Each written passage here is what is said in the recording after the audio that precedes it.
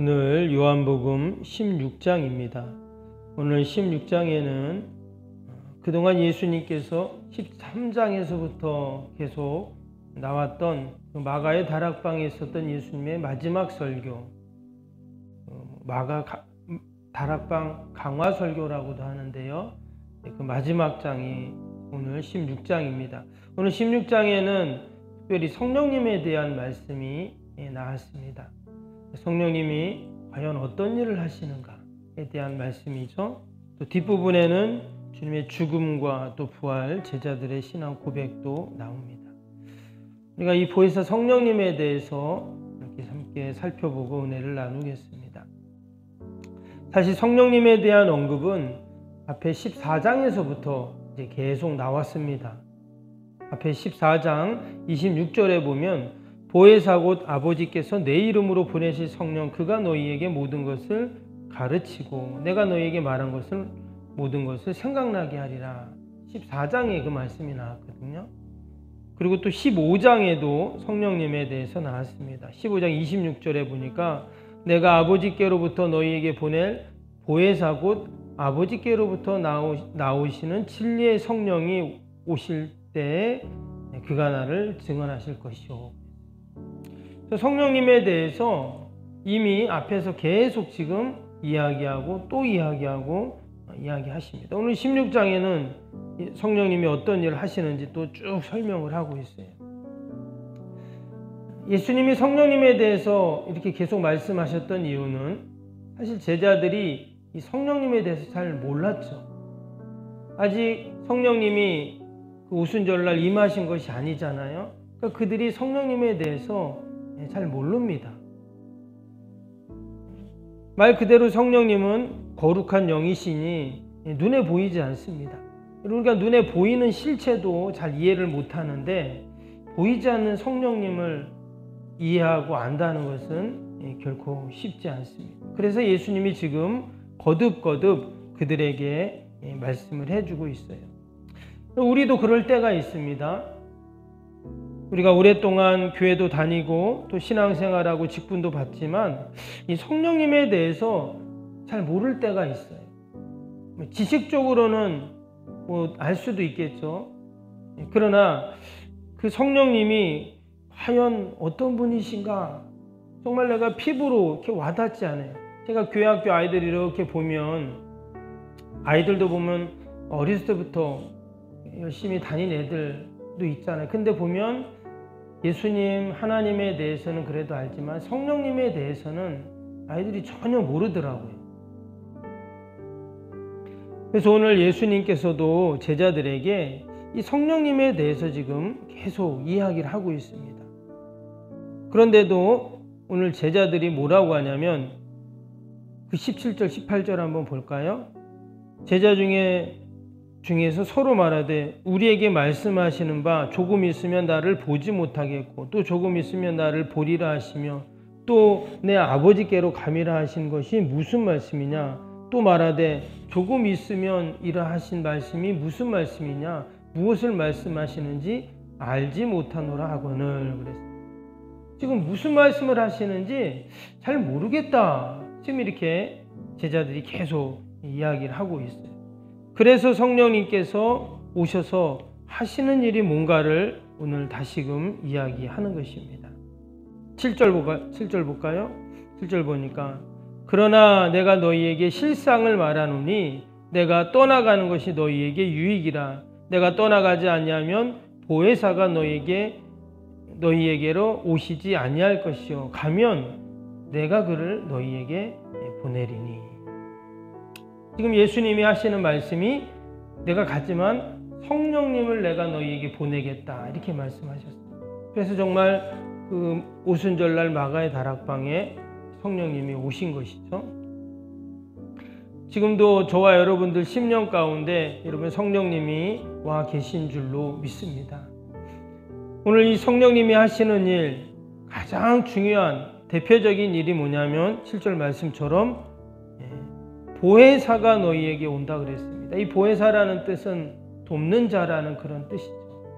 그래서 성령님이 우리에게 오시면 가장 우리에게 하시는 일이 뭐냐면 우리를 도와주신다는 거예요. 그럼 오늘 하루도 성령님이 나와 함께 하시는 성령님이 여러분 나를 도와주시는 줄로 믿습니다. 과연 뭘 도와주실까 그러면? 도와주신다고 했는데 과연 뭘 도와주시는가? 오늘 1절 2절을 보니까 다시 한번 보겠습니다. 오늘 1절 2절을 보시면 내가 이것을 너희에게 이름은 너희로 실족하지 않게 하려 함이니 사람들이 너희를 출교할 뿐 아니라 때가 이르면 물은 너희를 죽이는 자가 생각하기를 이것이 하나님이 섬기는 일이라 하리라 그랬어요. 이것은 뭐냐면 이제 앞에 나오는 이제 15장 뒷부분에 나오는 내용인데 믿는 자들을 핍박하는 내용입니다. 지금 믿는 자들을 핍박하고 심지어 뭐 출교한다고 했잖아요. 뭐 죽이는 자들이 생각하기를 이렇게 말을 했습니다. 장차 그런 고난과 핍박이 있을 것이라는 그런 얘기를 지금 하는 것이죠. 근데 성령님이 오셔서 하시는 일이 뭐냐? 우리 믿는 자들이 받을 핍박에 대해서 어떻게 한다고요? 성령님께서 우리에게 함께 하셔서 우리를 도와주시고 우리에게 진리의 말씀을 가르쳐 주시고 알려주신다는 이야기를 합니다. 여러분, 성령님께서 우리가 오늘도 이 땅에 살아갈 때 어떤 고난과 핍박 속에서도 우리가 이길 수 있는 그런 지혜를 주시고 여러분 은혜와 능력을 분명히 주실 줄로 믿습니다. 그래서 우리가 성령님을 의지하는 거죠. 어둠의 세력 사단 마귀가 어떻습니까? 우리를 가만두지를 않죠. 우리를 하나님 앞으로 나아가려고 하면 끄집어 내리고 할 수만 있으면 우리를 넘어뜨리려고 하는 것이 어둠의 세력들입니다. 때문에 성령님을 의지할 때 우리가 넉넉히 이기고 승리하는 그런 복이 있을 줄로 믿습니다. 이어지는 8절 봅니다. 8절 보시면 그가 와서 성령님이 와서 죄에 대하여 의에 대하여 심판에 대하여 세상을 책망하리라. 성령님께서 심판과 책망을 하신다 그랬어요. 누군가로부터 심판, 책망을 받는다면 당연히 기분이 안 좋겠죠. 그런데 성령님이 우리를 심판하고 책망한다는 말이 아니라 세상에 대하여 심판하고 책망하신다. 지금 이렇게 말씀을 하고 있습니다.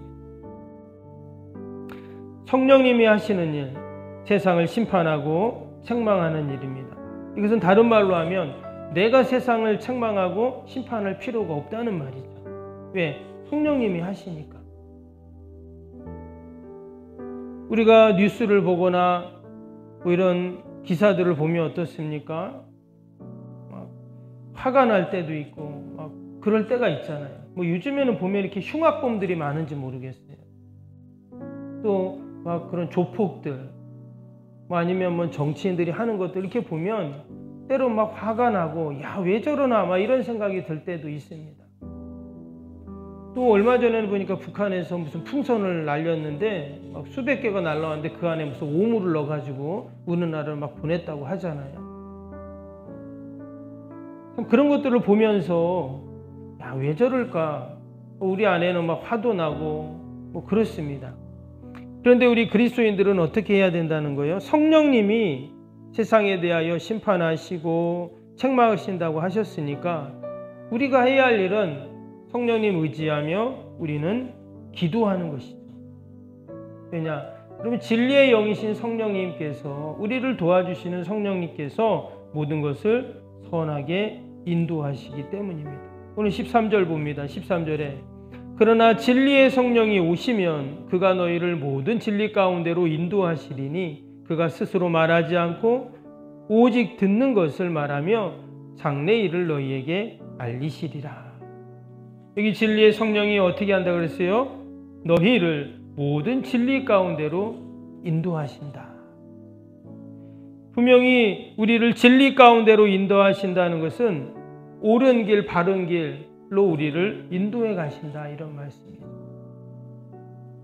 그래서 우리가 오늘도 성령님 의지하고 또 성령님 붙잡고 여러분 성령 충만함으로 우리가 살아야 하는 이유가 바로 여기에 있는 줄로 믿습니다. 어떤 사람들은 나름대로 이것이 진리인 줄 알고 또 믿고 또 자기 가고 있는 길이 제대로 돼 있다고 생각합니다. 그런데 여러분 그것이 나름대로는 맞는다고 생각하지만 여러분 성령님을 의지할 때 우리가 참된 진리의 길로 여러분 가게 될 줄로 믿습니다. 그 진리의 길은 어떤 길입니까? 앞에 우리 14장 6절 말씀에 예수님께서 내가 곧 길이요 진리요 생명이라고 하셨죠. 그래서 우리가 오늘도 주님 따라가고 주님 안에 거하고 또 주님과 동행하는 삶, 그것이 바로 성령님 의지하고 진리의 길로 가는 것인 줄로 믿습니다.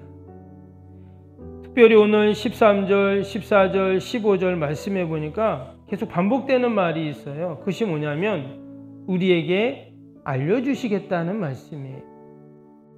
14절 볼까요? 그가 내 영광을 나타내니 내 것을 가지고 너희에게 알리시겠습니다. 15절에도 우리 아버지께 있는 것을 다 내 것이라. 그러므로 내가 말하기를 그가 내 것을 가지고 너희에게 알리시리라. 여기 보니까 성령님께서 우리에게 늘 알려주신다 이렇게 지금 말씀. 진리의 영이니까 우리에게 진리의 말씀을 알려주시겠다는 말이죠. 그래서 오늘도 우리가 여러분 성령님 의지할 때 오늘 하루도 성령님이 우리를 어떻게 살아야 할 것을 알려주신다는, 오늘도 성령님 의지해서 그 음성을 듣고 내일도 우리가 성령님 의지해서 또 알려주시고 내일 모레도 또 알려주시고 우리가 이렇게 하루하루 늘 성령님이 알려주시는 지혜로 우리가 하루하루를 살아갈 때 그것이 바로 복된 길이고 진리의 길로 가는 것인 줄로 믿습니다. 새벽에도 다시 한번 성령님께서 우리에게 오늘 하루도 알려주시는 그 은혜들을 생각하면서 오늘 하루도 승리하는 저와 여러분 되기를 축복합니다. 화요일 기도 함께 하겠습니다. 화요일 기도. 시공과 관련한 모든 인허가 절차가 순조롭게 진행되게 하옵소서. 아멘. 건축위원과 설계 및 시공사 간의 원활한 소통이 이루어지게 하옵소서. 아멘. 공사기간 동안 날씨와 모든 환경을 주장하셔서 공정에 차질이 없게 하옵소서. 아멘. 지역 주민들에게 불편함을 끼치지 않는 안전한 공법으로 건축되게 하옵소서. 아멘. 착공부터 완공에 이르기까지 지역사회와 긴밀한 우호관계를 유지하게 하옵소서. 아멘. 건축사와 건설사, 시공사를 붙드시고 조심을 잃지 않고 잘 감당하게 하옵소서. 아멘.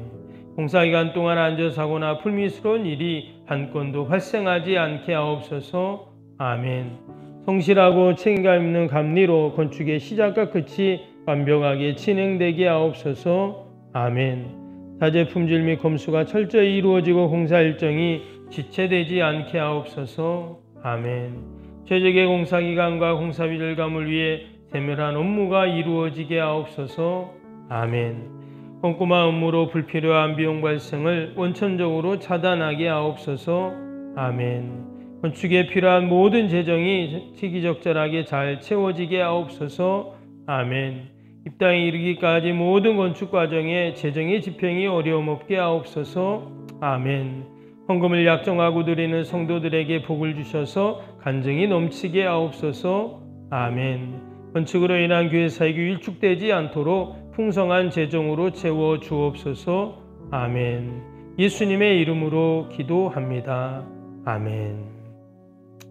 사랑과 은혜가 충만하신 하나님 아버지, 귀한 새벽에도 우리를 주님 전으로 인도하시고 이 믿음의 자리로, 진리의 자리로 우리를 인도하심을 감사합니다. 하나님, 오늘 하루도 우리가 어떻게 살아야 합니까? 성령님이 우리에게 알려주시는 그 지혜로 하나님 오늘도 살게 하여 주옵소서. 우리를 진리 가운데로 인도하신다고 분명히 말씀하여 주셨사오니 오늘도 성령님 의지하고 성령님 따라가며 성령님 동행하며 성령 충만함으로 오늘 하루도 살게 하여 주옵소서.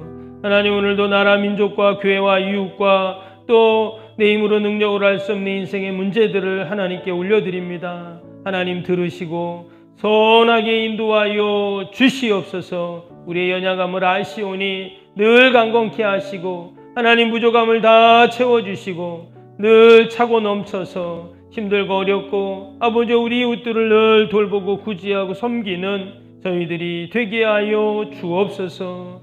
하나님 저 북녘의 어둠의 영들이 다 물러가게 하시고 이 한반도의 모든 전쟁의 소문들이 사라지게 하시고 복음으로 하루속히 하나님 저 북한의 문이 열려 함께 마음껏 하나님을 찬양하고 예배하는 날이 속히 오게 하여 주시옵소서. 성령 하나님, 이 한 시간도 우리의 기도를 다 들으시고 놀라운 하나님 구원의 응답으로 함께하여 주옵소서. 감사하며 예수님의 이름으로 기도하옵나이다.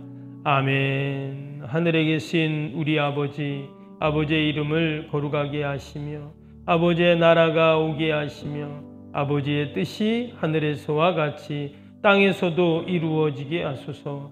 오늘 우리에게 일용할 양식을 주시고 우리가 우리에게 잘못한 사람을 용서하여 준 것 같이 우리 죄를 용서하여 주시고 우리를 시험에 빠지지 않게 하시고 악에서 구하소서. 나라와 권능과 영광이 영원히 아버지의 것입니다. 아멘.